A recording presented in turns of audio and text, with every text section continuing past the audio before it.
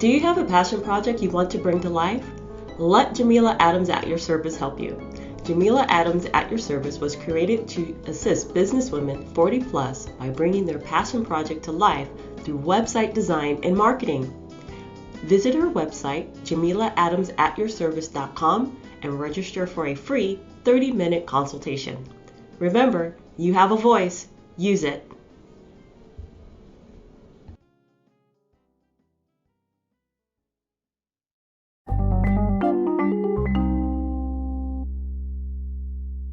Hey everybody, this is Preezy. Check out my website at www.listenuplistening5687.com. That's www.listenuplistening5687.com. You ready to chit chat and all of that? You ready to vent, let it out? Well, come on now. Come on, collab with Preezy.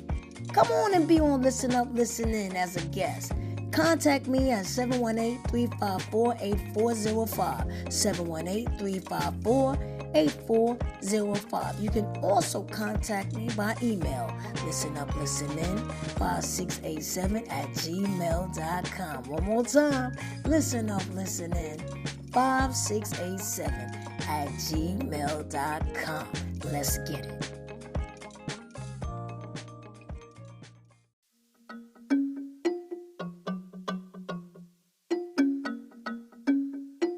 Tanya, you ready? Listen up, listen in.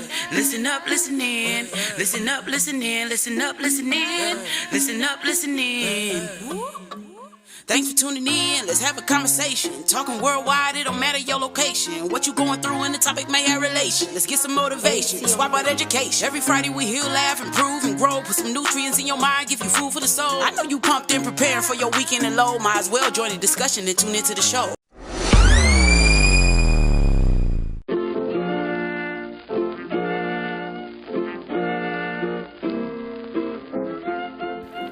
Hello everybody, this is Miss Esther.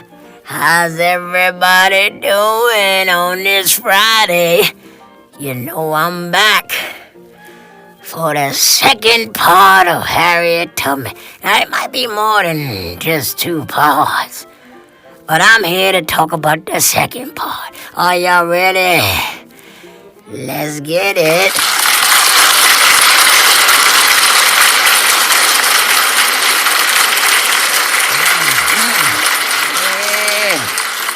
Before I get started, y'all know I always have to say, God is good all the time. Let me hear it now. And God is... Wait a minute, I messed up. What is it? God is good all the time and all the time. God is good. I messed up. Forgive me, Lord, Sometimes you forget. Ain't nothing wrong with forgetting. Just don't forget that you owe me money. And that's a problem. You owe me money. I don't want you to forget that. So, but anyway, we're going to talk about Harriett Tubman. Now, y'all remember the first show, right? Well, I hope you do, because I ain't going back to talk about it. Go on. Listen up, listen in. And listen to the first episode, as this is the second one, so that everybody could be on the same page. Don't you hate when people be on different pages? You over here in the first page, and you move to the second page, and you might be in the third page. Then here comes somebody coming along asking you questions, knowing that they should be on the same page, and they backwards.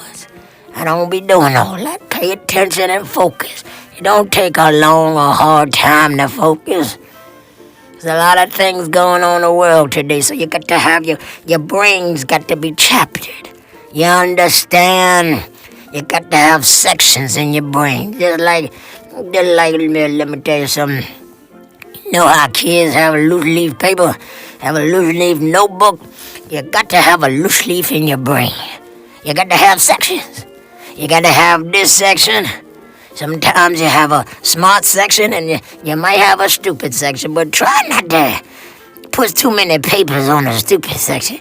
And when I say that is the things that we know is wrong, and we still do them. See, that's the stupid section. You know you're not supposed to do certain things, and you still do it.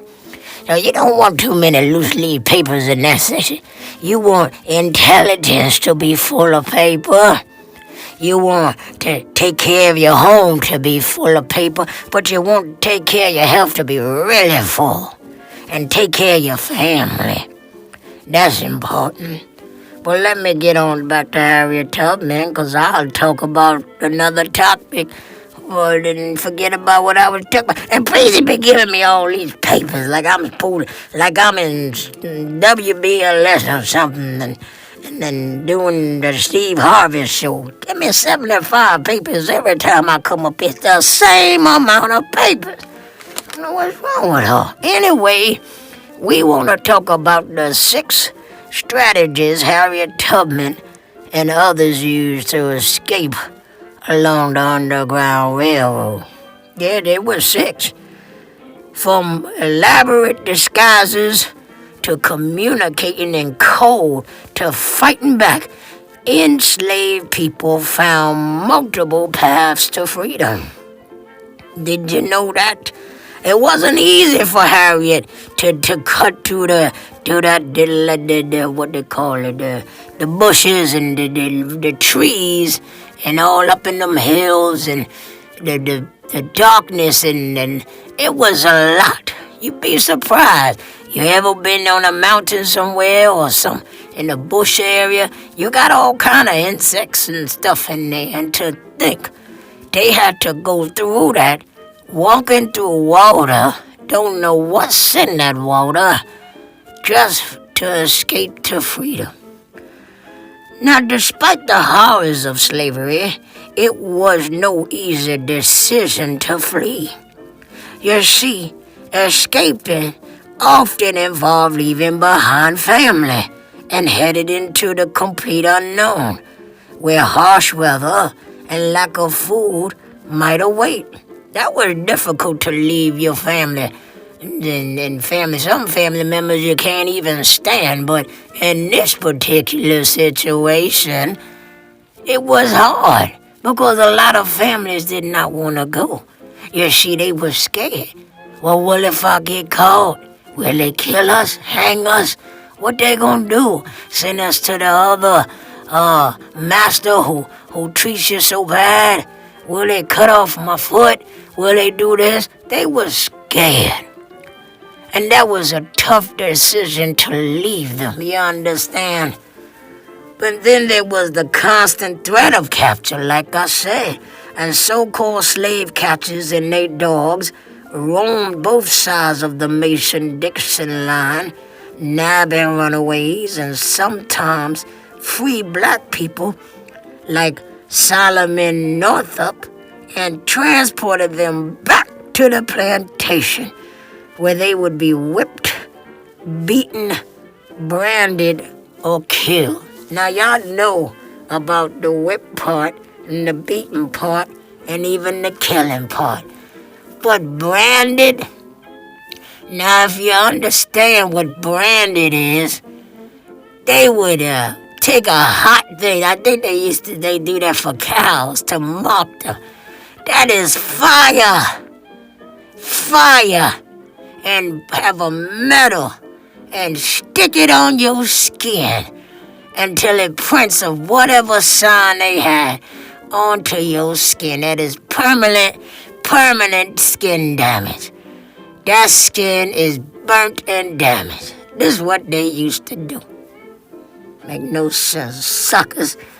Yet those willing to brave the risk did have one main ally, the Underground Railroad.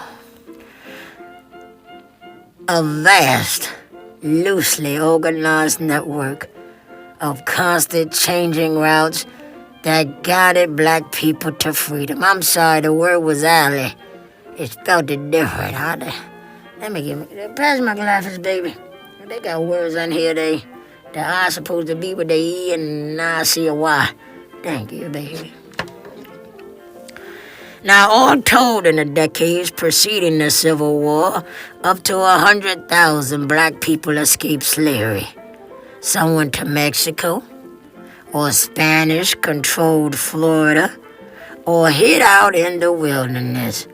But most, though, they traveled to the northern free states or Canada, getting help. And let me tell you something about that. No matter how courageous or clever, few enslaved people threw off their shackles without at least some outside help. Assistance could be as slight as clandestine tips. Passed by word of mouth on how to get away and who to trust. 'Cause you couldn't trust nobody. The luckiest, however, followed so-called conductors such as Harriett Tubman.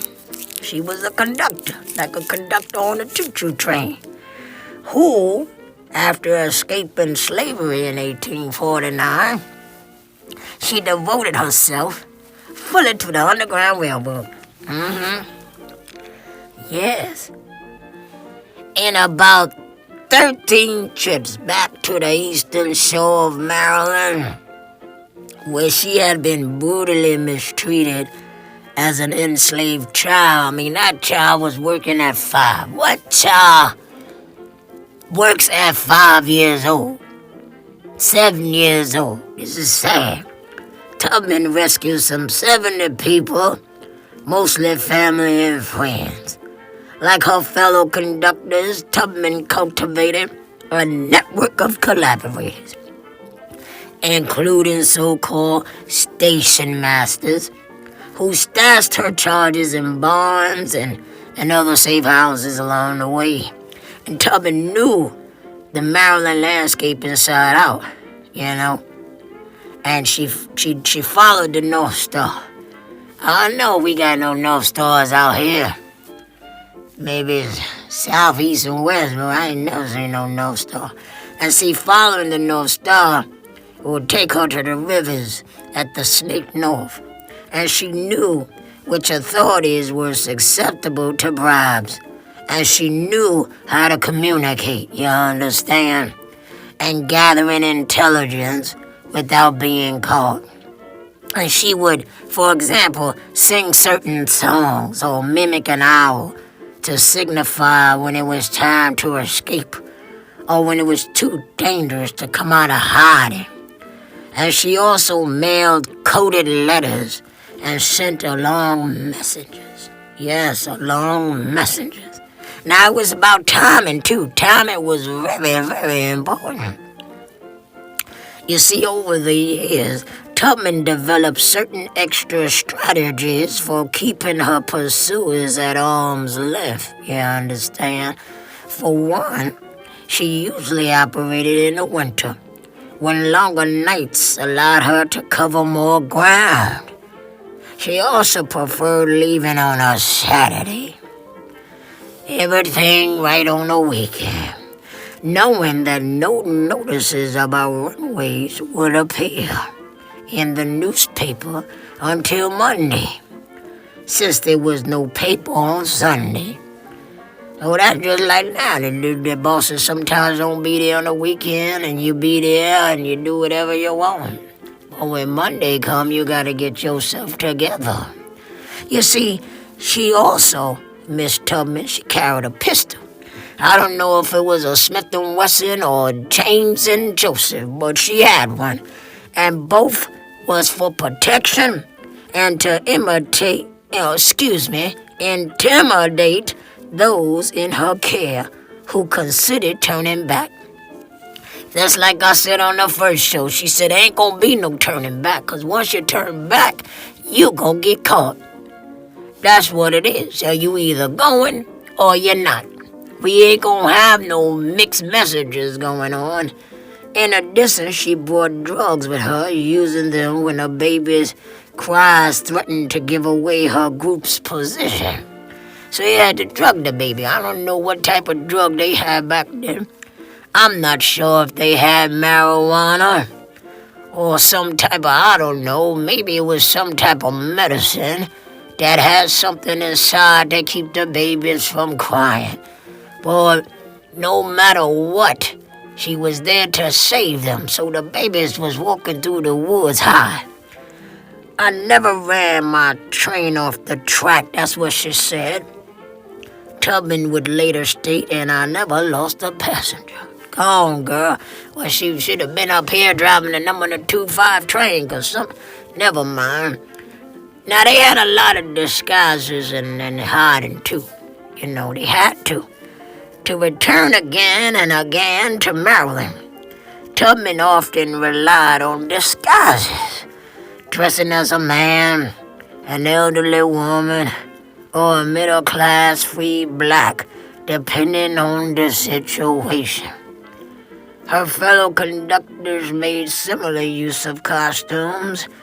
They might, for example, enter a plantation posing as a slave in order to round up a group of escapees. Conductors also needed disguises, or at least nice clothes, and for the charges in their care. They couldn't very well flee in tattered slave rags without attracting unwanted attention, so they had to make sure that them clothes was right, because then you can tell if that was a slave or not. Some sartorial efforts bordered on genius. In Georgia, a light-skinned enslaved woman posed as an injured white gentleman. Ain't that something? Whoa, Lord! With bandages on her face and her right arm in a sling, while her darker-skinned husband pretended to be under her possession. Traveling openly by train and boat, they survived several close calls and ultimately made it to the North. Now, you know, Franklin Douglass, likewise, he escaped slavery, hiding in plain sight. Boarding a train dressed as a sailor, he flashed a sailor's protection pass, and he had borrowed it from an accomplice, you see, to fool the conductor. Had the conductor looked closely at the paper, Douglass would later write, he could not have failed to discover that it called for a very different-looking person from myself. By contrast, other runaways took extreme measures to conceal themselves, desperate to avoid her master's unwanted sexual advances. One enslaved woman hid for 7 years, that's 7 in Spanish, in an attic crawl space. Another lodged himself inside a wooden crate and shipped himself from Richmond, Virginia, to a Bolonish in Philadelphia. Lord, now how you hid yourself for 7 years in an attic, in a crawl place? How they didn't hear her? Well, she must have been to a place where nobody really knew about. But how does she eat? They don't go into details, but there was a lot of codes and secret pathways in this, you see. And they got a little picture of Harriett Tubman, and she far left. She's a little woman, too. She's just a little woman. And she with her family and neighbors at her home in Auburn, New York, circa 1887. So she must have saved all those people in the picture there. God bless this little Moses. You see, the Underground Railroad scarcely existed in the Deep South, from which very few slaves escaped. Though pro-slavery sentiment wasn't quite as strong in the border states, those who abetted enslaved people there nonetheless faced a constant threat of being ratted out by their neighbors and punished by the authorities. They therefore took great pains to keep the operation secret, you understand? And they did it in part by communicating in code. A station master for example, might receive a letter referring to incoming fugitives as bundles of wood or a parcel. You see, that was the code. The bundles of wood or a parcel meant them slaves coming, just in case you just missed that. The words French, leave, indicated a sudden departure, whereas Patarola entailed a slave hunter. See that? French leave, sudden departure. Patarola entailed to be, that's a slave hunter. That's a slave hunter, he coming. And on occasion, runaways might use a secret chamber or secret pathway, which would come to epitomize the Underground Railroad in the popular imagination. Now, some people say, well, what is this buying freedom? What was that about? The money is the root to all evil. We all know that. For much of its length, though, the Underground Railroad operated openly and brazenly. Despite the passage of the 1850 Fugitive Slave Act, which mandated harsh punishments for those found to have aided runaways. Some station masters claim to have hosted thousands of fugitive slaves and very much publicized their actions. A former enslaved man turned station master in Syracuse, New York. Syracuse, New York, and even referred to himself in writing as the city's keeper of the Underground Railroad Depot. Meanwhile, so-called stockholders raised money for the Underground Railroad, funding anti-slavery societies that provided ex-slaves with food, clothing, money, lodging, and job placement services. And at times, abolitionists would simply buy an enslaved person's freedom, as they did with Sojourner Truth. That's something special. They also used the courts suing, for example, to secure the release of Truth's 5-year-old son. Additionally, they fought to change public opinion, financing speeches by Truth and myriad other ex-slaves to bring in the atrocities of bondage to light. Wow, now that's amazing. You see, money could be the root to all evil, but it can also do good. Let me continue. And number 6 is fighting. When all else failed, Underground Railroad participants would occasionally form large groups to forcibly liberate fugitive enslaved people from captivity and intimidate slave catchers and to returning home empty-handed. Now, perhaps not surprisingly, John Brown was among those who favored brute force. You see, prior to his failed revolt in Harper's Ferry, Brown led a group of armed abolitionists into Missouri, and where they rescued and enslaved, I think it was about 11. Yeah, there was 11 enslaved people, and they killed the enslaver. Hotly pursued. He pursued by pro-slavery forces. It's a man named Hartley. And Brown then took the fugitives on a 1,500-mile journey through several states, and they finally depositing them safe in Canada. So there was six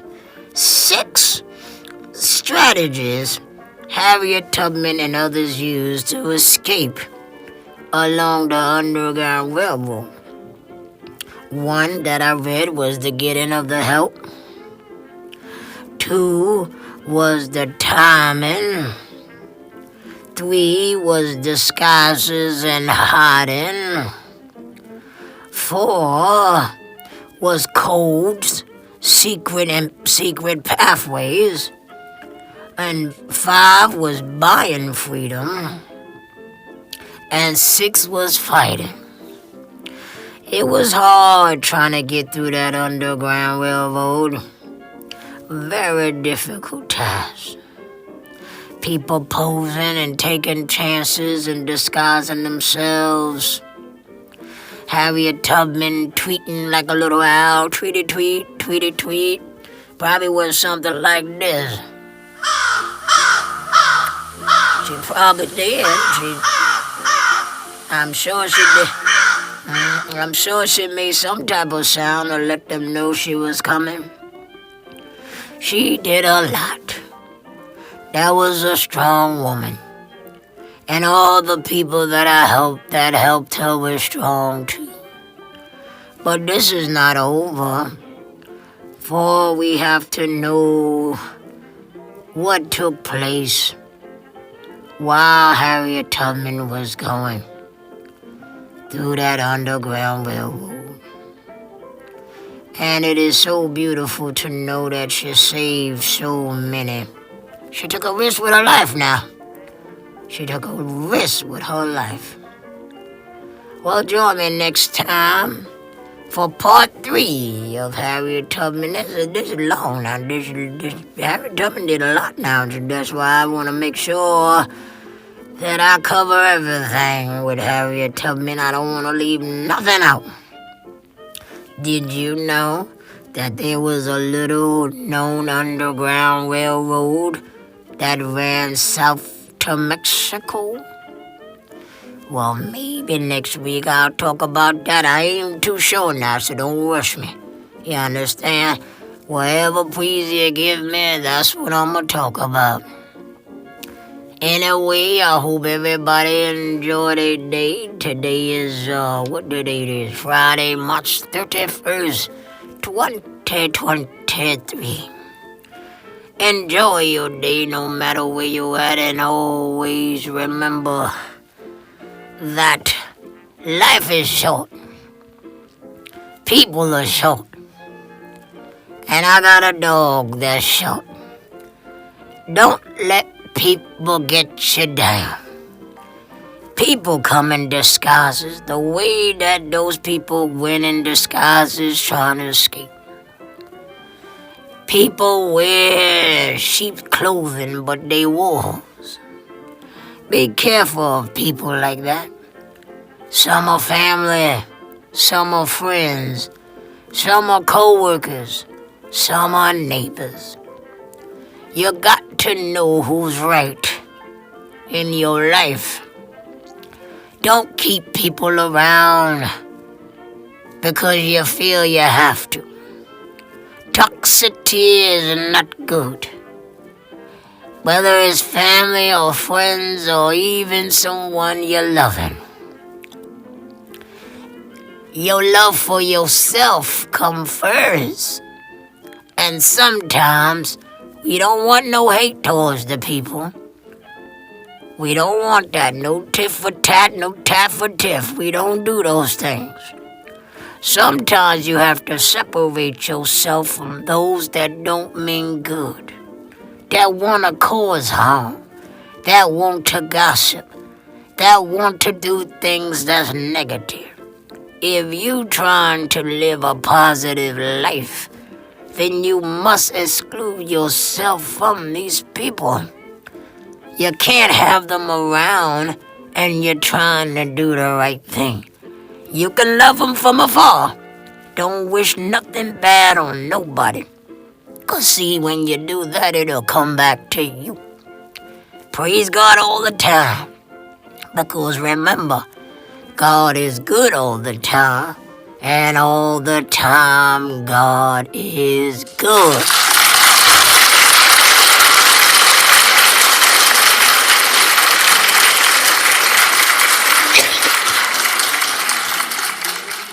Always remember that. If you don't remember nothing else I say, remember that. You mean a lot, whether people believe it or not. You keep going and keep those negative people from out your way. See, they like stones. Stones like to get in your way. Push them stones to the side and keep walking. In the words of Miss Esther, keep on pushing. Keep going. You are the boss of your life. Make sure you do things right in a godly way. Because remember, we don't want to serve the other one. You know who I'm talking about. Until next time, always remember, whatever you forgot. God bless, babies. Bye-bye. Yay! Oh, thank you.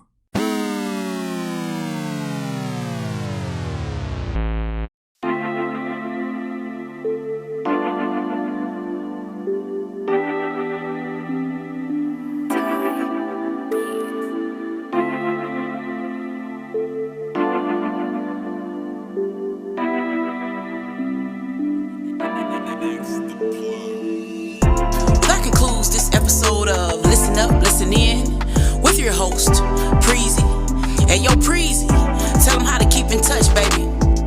Go to Instagram, Listen Up, Listen In 5687, and on Facebook, Listen Up, Listen In. You can also email me at listenuplistenin5687@gmail.com. If you have any questions, comments, or concerns, by following me on social media, you'll be able to see all the platforms my podcast is on. Wherever you consume my podcast, hit the subscribe button so you can be notified when a new episode is posted. Rate, review, and share this podcast. Listen up, listen in. Listen up, listen in. Yeah.